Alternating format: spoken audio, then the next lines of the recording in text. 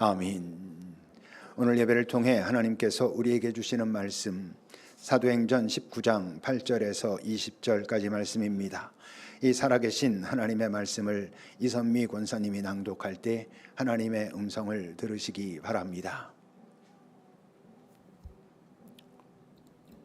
바울이 회당에 들어가 석 달 동안 담대히 하나님 나라에 관하여 강론하며 권면하되 어떤 사람들은 마음이 굳어 순종하지 않고 무리 앞에서 이 돌을 비방하거늘 바울이 그들을 떠나 제자들을 따로 세우고 두란노 서원에서 날마다 강론하니라.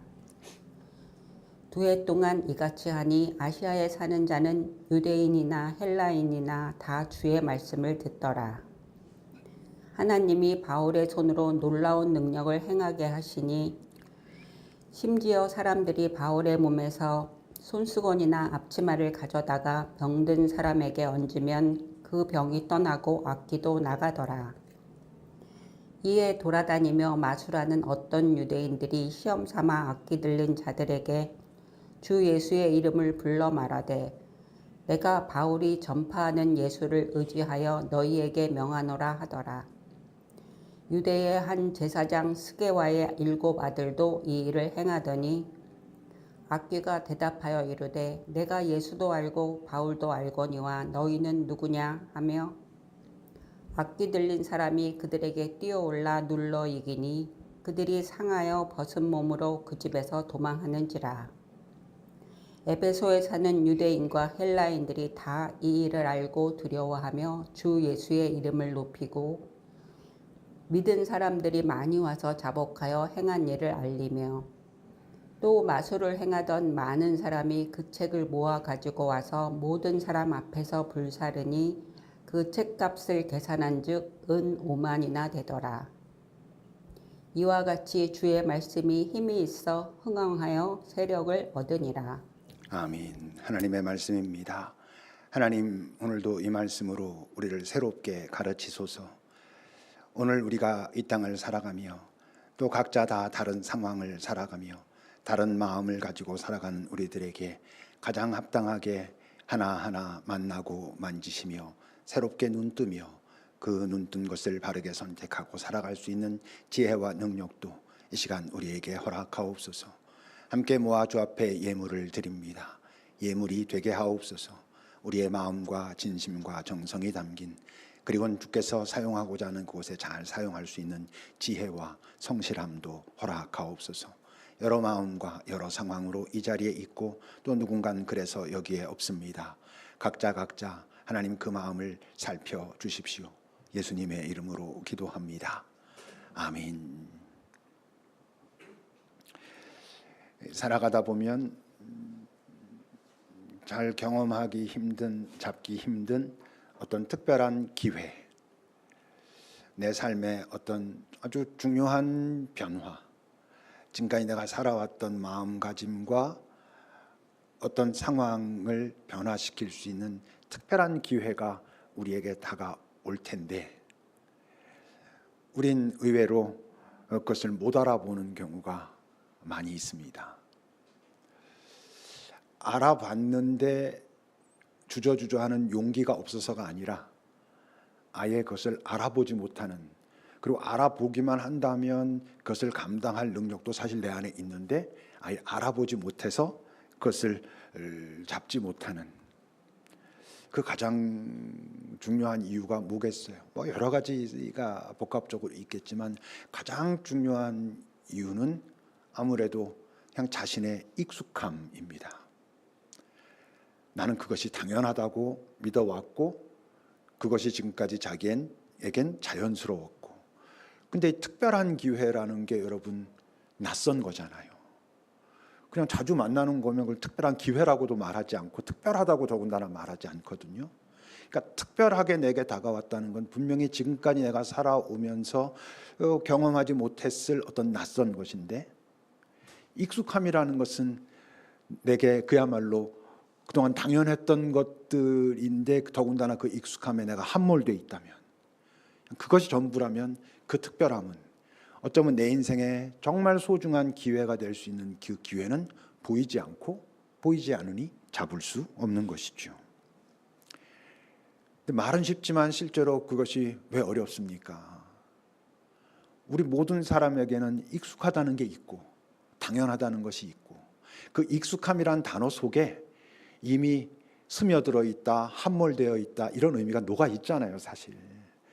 그러니 특별한 어떤 것을 발견한다는 건 그래서 성경은 우리에게 깨어 있으라 그럽니다.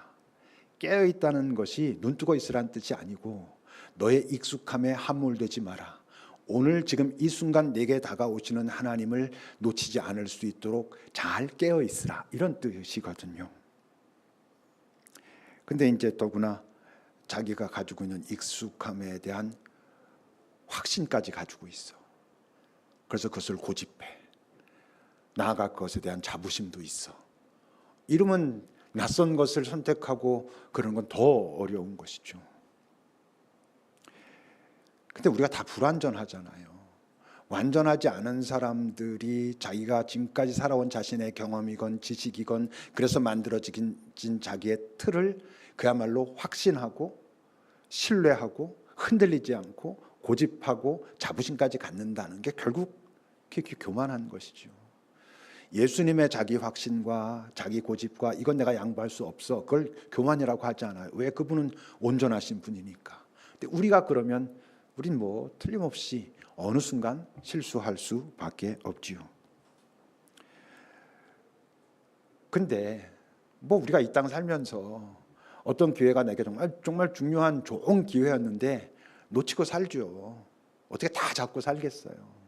근데 놓친다고 뭐 우리 인생이 망하고 이러지도 또 않습니다. 뭐 어떤 거 놓쳤지만 또 다른 거 어떤 거 잡고 나중에 보니 아 옛날에 그게 더 좋았어도 뭐 또 이러면서 살고 뭐 이렇게 하죠. 근데 여러분 내게 다가온 그 기회라는 것이 다른 것과 대체할 수 없는 거라면 조금 더 좋고 조금 덜 하고의 문제가 아니라 유일한 바로 그것뿐이라면 그러면 이제 문제는 심각해지는 것이죠. 바로 뭐가 그래요? 사실 복음이라는 게 그런 것이죠. 여러분 오늘 본문 8절과 9절을 보십시오. 이제 바울이 에베소에 간 것입니다. 그 회당에 들어가서 석 달 동안 정말 하나님의 말씀을 가르칩니다. 담대하게. 주로 뭐에 대하여? 하나님의 나라, 영원, 생명 이런 것에 대하여 가르쳤다는 거예요. 하지만 어떤 사람들은 마음이 굳어서 그 말을 받아들이지 않아 순종하지 않고 오히려 사람들 앞에서 바울이 전하고 있는 그 복음을 그 도를 비방합니다. 마음이 굳었다는 게 뭐예요? 앞에서 한 말로 하면 자신이 지금까지 이게 당연해라고 말하고 생각했던 그 익숙함에 대한 확신, 고집, 자부심 그것으로 똘똘 뭉쳐 있다는 거잖아요. 그야말로 뚫고 들어갈 구멍이 없다는 거잖아요. 이런 사람들의 특징은 어떤 표적이 보여줘도 뭔가 색다른 이런 게 있다라고 사람들은 놀랄 만한 일에도 이들은 움직이지 않아요. 인정하지 않는 것이죠. 그러니 소용이 없는 거예요. 11절과 12절을 보십시오. 하나님이 바울의 손으로 놀라운 능력을 표적을 행하게 하신 거예요. 또 초기니까 심지어 사람들이 바울의 몸에서 뭐 손수건이든 뭐 앞에 둘렀던 치마든 이런 거 갖다가 병든 사람에게 덮으면 병든 사람이 막 낫고 악귀도 물러가고 뭐 이런 일이 벌어졌어요. 예수님 때도 그랬죠. 예수님이 표적을 일으키셔도 믿지 않는 자들. 너희들은 표적이 아니면 믿지 않을 뿐만 아니라 표적이 있어도 믿지 않는 그야말로 마음이 굳은 자로다. 이런 사람들이 있었던 것처럼 여기에 또 있어요. 마음이 굳은 자들, 자기의 익숙함에 함몰되어 있는 자들, 그런 이들은 절대 하지 않는 할 수 없는 것이 있어요. 그게 뭐겠어요? 침묵하는 거예요. 자기의 내면을 들여다보며 성찰하는 것을 절대 하지 않아요. 자기의 고집으로 똘똘 뭉쳐 있으면. 침묵, 성찰, 그게 뭐예요? 자기 의심이거든요. 내 이 영적 흐름이 하나님께로부터 온 그것이 맞는가? 지금 나의 이 지성, 나의 감정, 나의 이런 의지가 하나님 보실 때도 이게 옳은가? 그냥 나의 고집이고 나는 몰라 그러고 그냥 가고 있는 건 아닌가? 전혀 진짜라는 것이 무엇인지 확인해 보지도 않지 난 나만 고집할 거야 이러고 있진 않은가? 나의 육체의 욕망도 건강한 것인가를 의심하고, 그래서 하나님 앞에 살피고 식별하는 게, 그러기 위해서 내적 침묵, 내 마음의 그 복잡함들을 내려놓고 그리고 그것을 식별하고 하는 거잖아요. 이제 그러다 보면 하도 침묵하니까 목사님 도대체 그 침묵이 맞는 키입니까? 이럴 수도 있어요. 근데 침묵이 맞는 키라는 의미로 하는 게 아니라 침묵이 최소한의 안전판이라는 거예요. 이걸 하면 다 된다는 뜻이 아니라 이것조차 하지 않으면 우리 인간이 다 내가 보기에 좋고 내가 선택하고 그리고 나중에 후회하더라도 내 마음대로 할 거야 그러는데, 이 돌아보는 것조차 하지 않으면 그러면 안 되니까, 이거면 다 돼서가 아니라 하지 않으면 안 돼서 가장 우리 삶의 기본적인 것이어서 이것은 우리가 감당해야 하는 거죠. 이제 그런데 9절부터 보십시오. 그러니까 이제 그들은 안 되겠어. 그래서 이제 바울이 그들을 떠납니다. 그래서 두란노 서원을 세우는 거예요. 거기서 제자들을 모으고 2해 넘게 그들에게 또 하나님의 나라에 대하여 가르쳤을 때 아시아에 사는 유대인이나 헬라인 그들이 다 주님의 말씀을 들었다. 그 복음을 접했다 이거예요. 뭐 다 이해했겠어요. 좀 과장된 거겠죠. 그러나 아마 꽤 많이, 저 내용이 사람들이 계속 들어오던 내용이 아니거든요. 저 복음이 지금 처음 전파되고 있는 시기잖아요. 그러니까 들어오던 내용이 아님에도 불구하고 그 지역과 그 근방에 있는 사람들 대부분이 그 말씀을 접하게 되었다, 이런 얘기예요. 문제는 그래서 저들이 다 그 복음을 들었기에 저들 모두는 끝까지 성도로 남았을까? 예수 믿는 자로 그 삶을 살아냈을까? 그러기는 어려운 거죠. 사실 낯선 시도라는 게 나의 익숙함대로 내가 그동안 해왔던 대로 이런 거면 내 나름대로 딱 나름대로의 그 어떤 방식이 있어가지고 이건 딱 이거 이렇게 자연스럽게 가는 건요, 뭐 우리가 좀 자연스럽다는 말을 하잖아요. 그래서 근데 낯선 시도는 훨씬 에너지가 많이 소모되거든요. 내 감정적으로도 그렇고 내 행동으로도 그렇고 또 고민하는 것도 그렇고 시간적으로도 그렇고, 분명히 낯선 시도는 에너지가 더 많이 소요돼요. 불편하죠. 그래서 근데 또 그 우리의 익숙함이라는 게 갖는 힘이 있어요. 뭐야? 자기에게로 끌어당기는 힘이 있잖아요. 그 익숙함이라는 게. 조석훈 안 왔어 오늘. 지난주에 왔었거든요. 지난주에 와가지고 예진이도 안 왔네. 어디 뭐 중요한 데 갔나 봐요. 하여튼 이제 셋이 이렇게 만났어요. 그래서 석훈이한테, 야 임마 너 동기 하나밖에 없는데 너 동기 외롭게 하면 안 돼. 그러니까 제가 저기 막상 오면 좋은데 이게 참 오는 게 힘드네요. 뭐 이러면서 다음 주에 꼭 오겠습니다 이랬거든요. 내가 볼 거야. 근데 안 왔어. 왜? 안 오는 게 익숙하거든. 만약 그 친구가 오늘 여기에 왔으면 그 전에 많이 고민도 하고 고생도 했을 거예요. 이제는 그게 좀 낯선 시도가 돼버렸거든. 근데 그냥 집에서 이렇게 하고 있고 뭐 아빠가 가자 그랬는지 어땠는지 모르지만 둘이 뭐 마음이 잘 맞아서 안 왔는지 모르지만 아무튼 뭔가 이게 낯선 시도는 에너지가 많이 들어가는 거예요. 다른 말로 하면 뭐예요? 지금 현재 그가 익숙해진 그것에 끌어당김을 당한 거고 주저앉은 것이죠. 그럼 언제쯤 자연스러워질까요? 낯선 시도를 힘들어도 반복해서 이젠 이곳에 오는 게 새로운 익숙함이 되면, 이젠 여기에 이렇게 주일이면 아침에 일어나가지고 뭐 조금 힘들어도 일어나가지고 오는 게 당연해지면 그럼 이제 좀 자연스러워지는 거지. 새로운 익숙함이 되는 거지요. 그래서 이게 익숙해졌어? 새롭게? 그럼 여러분 그 자리가 또 새로운 위기입니다. 왜? 별거 없거든. 주일마다 일어나서 가야 되니까 일어나서 교회를 왔어요. 이제 한 6개월, 1년 꾸준히 와서 예배를 드렸어. 그러면 갑자기 하나님의 은혜와 자유와 평화와 막 이럴 것 같아요? 안 그러잖아요. 여기 뭐 수십 년 다녀도 아니신 분들도 있는데 교회 안 나오다가 뭐 옛날에 나왔었지만 이제 다시 마음 먹고 막 왔어.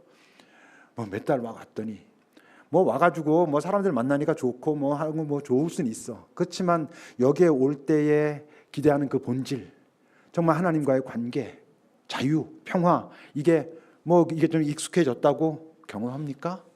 예, 하지 못해요. 그럼 어떻게 되겠어요? 둘 중에 하나입니다. 별거 없네 이렇게 느끼기 시작하면 아예 이전의 익숙함으로 돌아가든지 에이 안 가 뭐 이렇게 되든지, 아니면 이젠 그야말로 긴장하지 않는 이젠 습관이 또 이게 됐으니까 그냥 주일날 일어나가지고 와서 뭐 예배드리고 사람들 하고 가고, 이게 뭐 그냥 반복.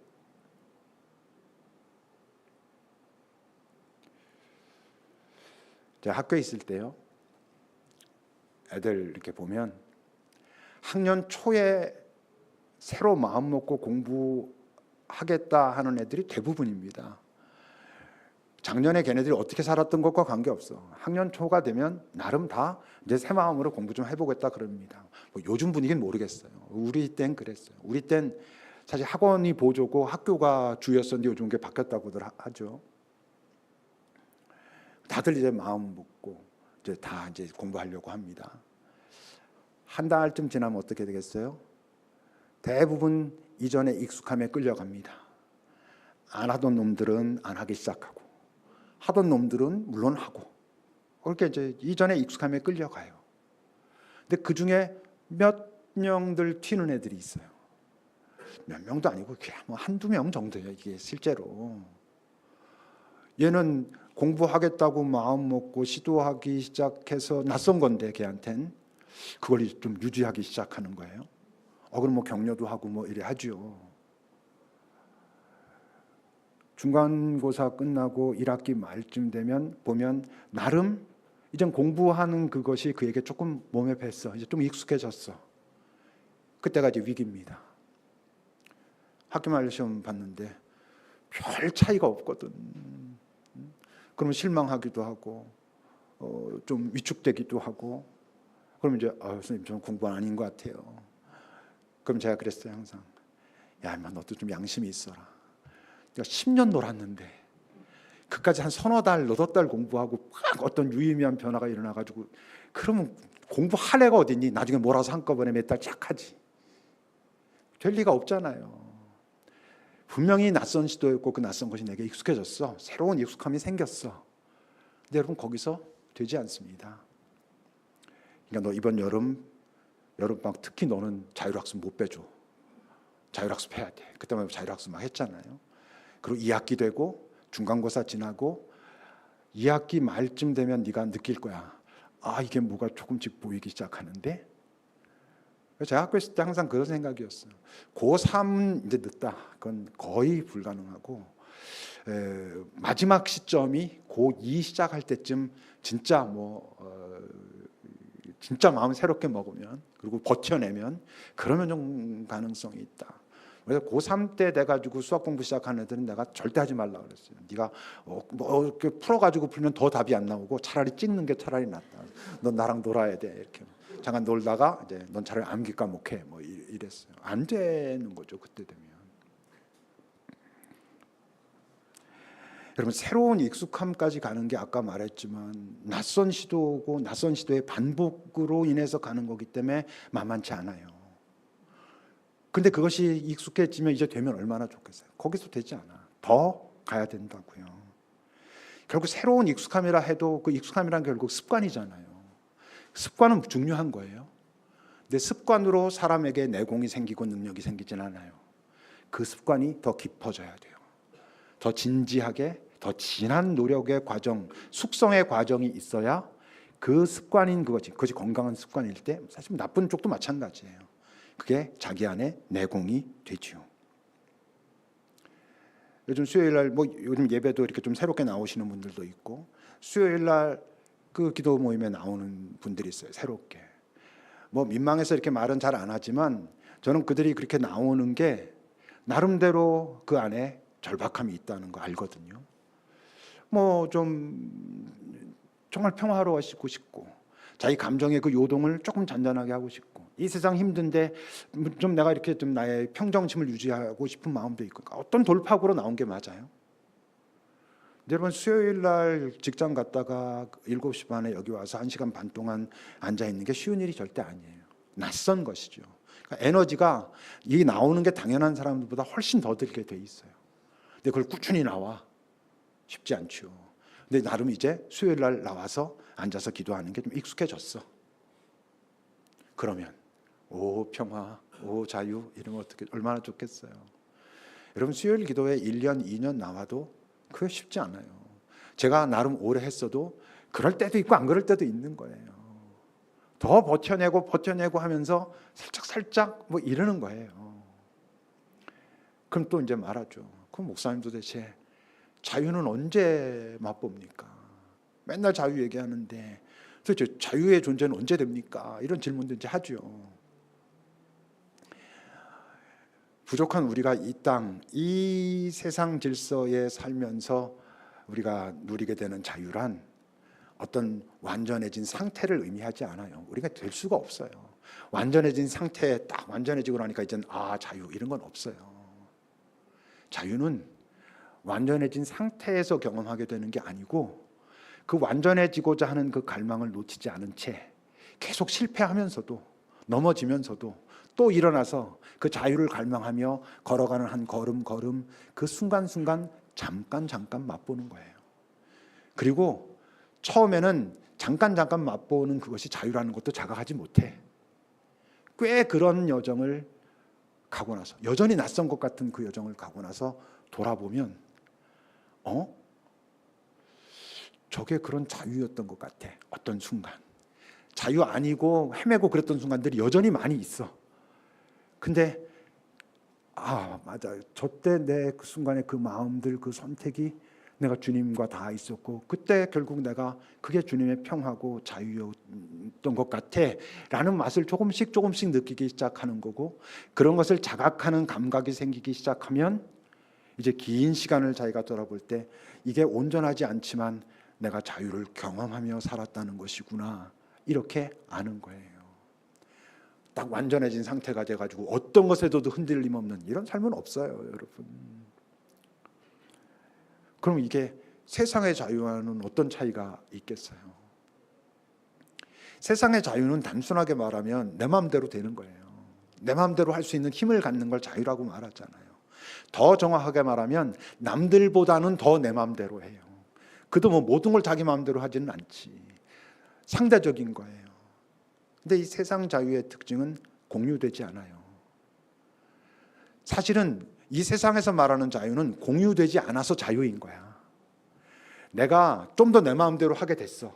그렇기 때문에 내 옆에 있는 사람도 자기 마음대로 하게끔 이게 되지 않아요. 이 세상의 자유는 나는 내 마음대로 하는데 쟤는 제 마음대로 할 수가 없기 때문에 내가 자유를 느끼는 거예요. 그래서 공유되지 않아. 세상은 그래서 부러우면 지는 거다 이런 말을 해요. 부러우면 지는 거다라는 뜻이 뭐예요? 부러워해도 소용없는데 부러워하면 나만 손해야 이런 뜻이잖아요. 그러니까 부러워하려 하지 않아. 왜? 부러워해도 내가 안 된다는 거 알거든. 비슷하게 뭐 갈 수 있는 사람들이 있겠지. 그렇지만 안 되는 사람들이 있어요. 그게 이 세상 자유의 특징이에요. 그럼 하나님께로부터 오는 자유는 그 자유는 흘러갑니다. 나만 누리지 않아요. 물론 내가 하나님의 자유를 경험한다고 해서 내 옆 사람에게 그 자유를 나눠줄 수는 없어요. 왜? 자유는 진리이신 예수 그리스도 하나님, 다시 말해서 하늘로부터 오는 것이거든요. 그 자유는 내가 만드는 것도 아니고 내가 경험한다고 남한테 선물로 줄 수도 없어요. 다만 내가 그 자유를, 하늘로부터 오는 자유를 경험하고 있다면 그러면 나라고 하는 존재는 누군가에게 쉼이 돼요. 누군가에게 위로가 돼요. 누군가에게 용기가 돼요. 내가 뭔가를 막 해서가 아니야. 해서 그럴 수도 있고 나라고 하는 존재가. 그래서 언젠가부터 나에게 그런 말 하는 사람이 생겨요. 야, 네 옆에 있으면 내가 숨이 쉬어져. 야, 네 옆에 있으면 내가 좀 딴 생각 안 하고 그냥 이렇게 좀 있을 수 있겠다. 위로가 돼. 용기가 돼. 야, 내가 네 앞에 오면 솔직하게 내 안에 있는 거 다 꺼내놔도 괜찮아. 내가 눈치 보지 않고 너한테 이렇게 할 수 있게 됐어 라는 이야기를 여러분들이 듣고 있다면 여러분들이 내가 과연 자유를 아나? 여러분들이 자유를 누리고 있는 게 맞아요. 그걸 감각적으로 딱 지식적으로 딱 정확하게 자유 이렇게 하지 않아도 그걸 누리고 있는 게 맞아요. 여러분들은 그러신지요? 혹시 여러분들을 보면 다 눈치를 보고 뭔가 긴장하고 조심하고 실수하지 않으려고 하고 있다면 아마 여러분들이 그 자유 속에 그 자유의 맛을 아직 못 누리고 있어서 그럴 가능성이 큰 것이지요.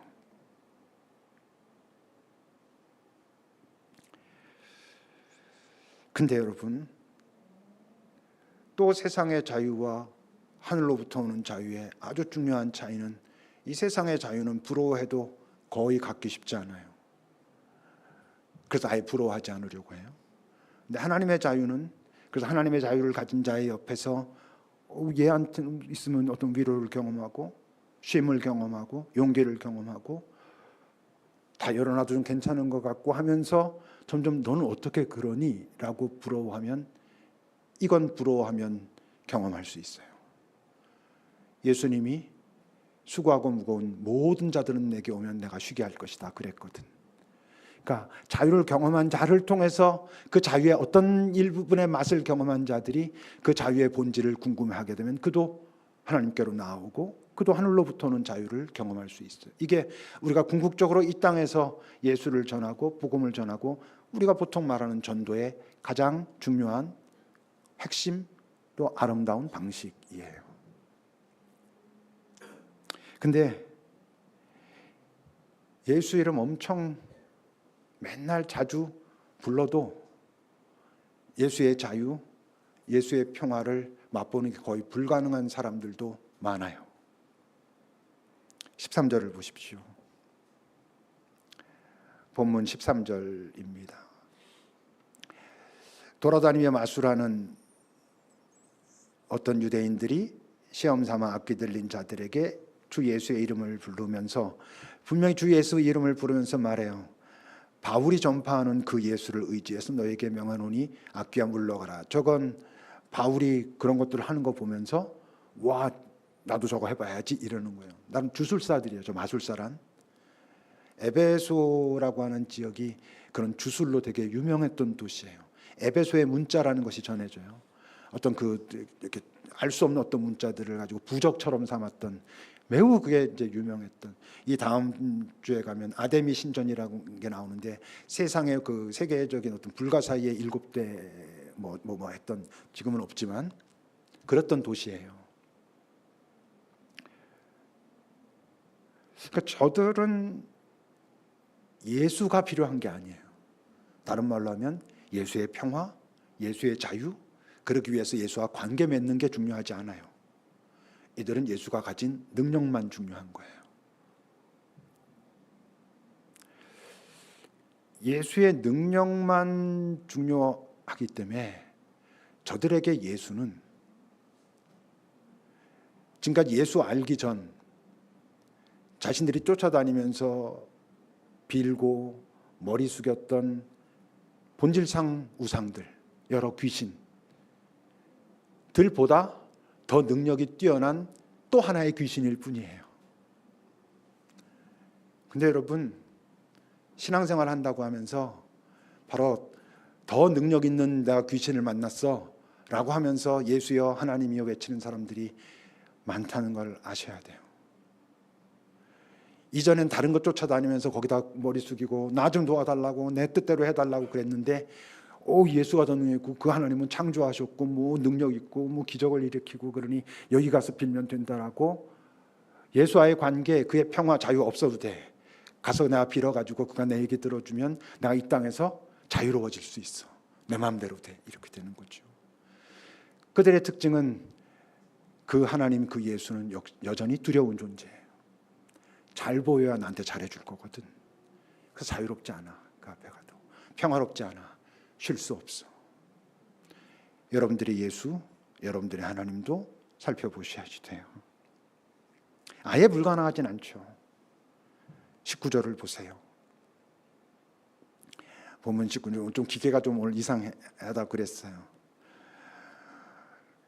마술을 행하던 바로 그들이 아까처럼 흉내 내려고 그러다가 확 당하거든요. 오히려 악귀한테. 아까 당했잖아요. 그래서 막 쫓겨가고 그랬잖아요.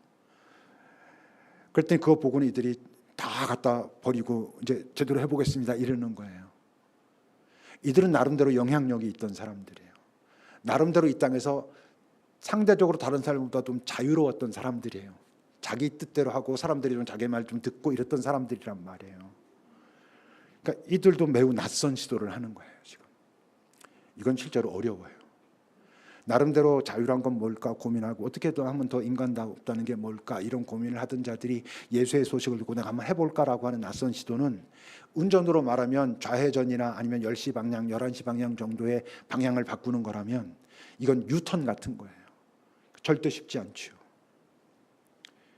근데 여러분 그렇기 때문에 이들을 예전에 익숙함이 당기는 힘은 얼마나 세겠어요. 사실 지금 이들이 갖다 다 팔고 내가 한번 다시 해보겠다라고 하는 건 어떤 예수에 대한 어떤 거라기보단 두려움이잖아요. 자기 같은 사람들이 그렇게 했다가 망하는 거 보고서 아예 안 되겠다 그러고 하는 거잖아요. 그게 얼마나 지속될 수 있겠어요. 만만치 않은 것이죠. 그러니 다시 이전으로 돌아갈 가능성이 많아요. 왜 애쓰고 그러다가 이게 에너지도 많이 들고 뭔가 보이지도 않고 이러면 에이 차라리 옛날처럼 뭐 그게 완전하지는 않아도 내가 나름대로 꽤 뭐 이 땅에서 잘 살았는데 이렇게 살 수 있단 말이에요. 그러니까 이들도 버텨야 되는 것이죠. 새로운 익숙함까지 들어가도록 그걸로도 안 된다고 거기서 더 깊이 정말 그분을 찾기 위한 갈망을 버리지 않고 애쓰고 보이지 않는 그 캄캄한 속에서 나와 함께 하실 거라는 것을 믿고 버텨내고 느껴지지 않지만 어느 날 한참 지나온 다음에 돌아보니까 저때 같이 있었네 이런 것들을 맛을 보기 시작하면서 점점 그분과 가까워지는 여정이 없이는 교회 수십 년 다녀도 여러분 자유롭지 않아요. 수십 년 교회 다니며 예수를 하나님을 불렀는데 조금 더 강한 귀신을 부르고 있었을 수도 있다고요. 사실 여기 있는 분들은 전부 뭐예요? 예수를 알기 전에 익숙함에서 이제 어떤 새로운 익숙함에 그래도 익숙해진 사람들이에요. 주일날 여기 오는 게 대부분 당연하시지 않아요? 못 오게 되면 가야 되는데 못 가네. 사실 뭐 좀 그러시겠죠 대부분. 이 새로운 익숙함을 경험하고 있어서 있지만 그냥 이 익숙함에 함몰될 수 있어요. 이 익숙함에 함몰되어 있는 대표적인 증상이 뭐예요? 그럼 나는 이제 구원받았다라고 자기가 이제 확신해요. 그게 여러분 함몰되는 거예요. 나 예수 믿고 이제 죽으면 천국 가. 이게 여러분 새로운 익숙함에 함몰되는 태도예요. 그럼 가서 그냥 살아요. 여전히 이전과 크게 다르지 않은 약간 찔리지만 크게 다르지 않은 것을 추구하고 그러면 살아요. 그러다 이제 뭐 찔리고 좀 잘못하고 그러면 그들에게 중요한 건 회개예요. 회개는 제자리로 돌아오는 거잖아요. 그러니까 큰 본질적인 변화 없이 나는 예수 믿었고 이제 구원받았어. 그러고 살다가 뭐 잘못하면 회개하는 건 끊임없이 제자리로 돌아가는 걸 의미해요. 근데 예수 믿고 이 땅에 산다는 건 끊임없이 한 걸음 한 걸음 앞으로 걸어가면서 영혼을 향해 나아가는 순례의 길을 말하는 거잖아요. 그 길을 가면서 고생하고 실수하고 또 일어나서 주의 은총을 구하고 그런 과정이 없이 순간순간 경험하게 되는 자유, 평화는 맛볼 수 없어요. 그런 여정이 쌓이면서 자기가 자유를 경험하고 있다는 걸 알고 내가 온전치 않지만 주님 내가 자유의 존재로 살아가기 시작했습니다라고 부끄럽지만 그러나 감사한 마음으로 고백하게 되는 거예요. 여기는 우리들 모두가 그 여정을 함께 가실 수 있기를. 예배가 여전히 낯설지만 나름대로 애써서 나오는 분들은 계속 열심히 고군분투하시기를. 그러다 익숙한 것이 됐을 때 거기서 뭐 안 된다고 실망하지 마시기를. 더 가셔야 한다는 것을. 이젠 이게 익숙해서 당연한 것으로 자유는 아직 아니라는 걸 또 인정하시기를. 더 깊이, 더 진지하게, 치열하게. 그래서 혼자 힘들기에 함께 모여 그런 것들을 나누며 가실 수 있기를. 어느 날 여기 모인 우리들이 함께 예배하고 각자의 자리로 흩어져서 살아가게 될 때 나와 함께 있는 그 누군가가 야, 너 만나니 내가 살겠다. 너 만나니 내가 숨이 쉬어지고 너한테서 내 부끄러운 일이니까지 다 꺼내놔도 괜찮은 것 같아서 내가 좀 속이 시원해졌고 근데 넌 어떻게 그러니? 라고 말할 수 있는 나를 통해 예수가 보이고 그래서 나를 통해 내 친구는 예수께로 오는 그 진짜 자유인의 삶을 살아내실 수 있기를. 기도합시다.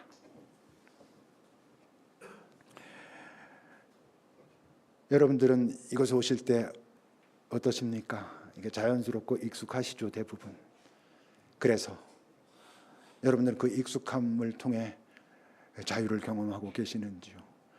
이 익숙함 자리 위에서 이 세상의 자유를 구하고 있는, 사실은 주 예수 그리스도의 영원의 하나님이 아니라 힘센 귀신을 부르고 있는 건 혹시 아닌지, 애쓰고 있다고 너무 지치지 마시기를, 더 같이 가야 된다는 걸, 그러기 위해서 함께 우리가 모였다는 걸 여러분 한번 잘 주님 앞에서 살펴보세요.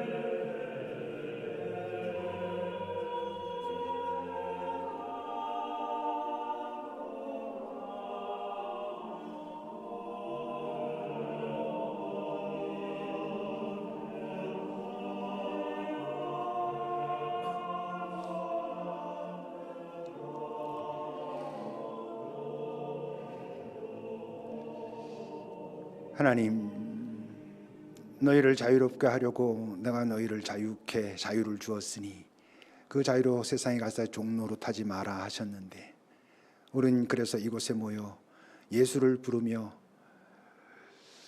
자유를 구하면서 그 자유가 이 세상의 자유이므로 예수의 이름을 부르나 실제로는 이 세상의 종로로 타고 있는 그런 어리석은 선택들 하지 않게 하옵소서. 어쩌면 이 땅에서 하나님을 기억하고 하나님을 믿으며 예배드리는 이 본질은 계속 낯설 수밖에 없다는 걸, 그걸 버텨내야 좋은 익숙함이 되고, 익숙함 그 너머로 더 깊숙이 들어가야 조금씩 자유를 맛보고, 그리고는 그런 존재로 조금씩 자라간다는 걸. 끝까지 완전할 수는 없지만 그러나 그 자유로 우리는 충분히 이 땅에서 하나님의 자녀로 살아낼 수 있다는 걸 보여주는 우리들, 그런 우리들을 통해 누군가 쉼을 경험하고 위로를 경험하고 용기를 경험하고, 그러므로 그도 우리와 똑같은 곳으로 오게 되는 그 은총의 삶을 우리 모두 살아내게 하옵소서. 예수님의 이름으로 기도합니다. 아멘. 찬송하시겠습니다.